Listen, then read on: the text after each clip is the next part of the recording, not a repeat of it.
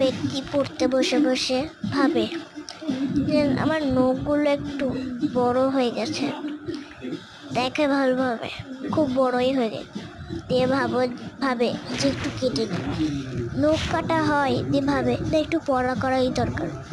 দিয়ে সেই ব্যক্তিটি আবার পড়া করতে শুরু করে। পড়া করতে করতে একটা চিন্তা করে, বাঘ যদি সিংহকে খায় তাহলে সিংহ যদি বেঁচে থাকে তাহলে বাঘ মামা কি করবে। দিয়ে তার মায়ের ডাক পড়ে। ব্যক্তিটা বললো আচ্ছা পড়ছি। আবার পড়তে পড়তে আবার ভাবতে শুরু করলো।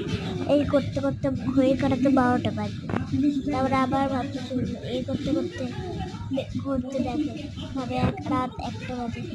নিজেকে নিজেই প্রমিস করে কালকে থেকে আবার পড়তে বসবো, আজকে অনেক রাত হয়ে গেছে, ঘুরিয়ে দিই। এরকম যদি তুমি হও তাহলে তুমিও একটা মস্ত বড় পাগল।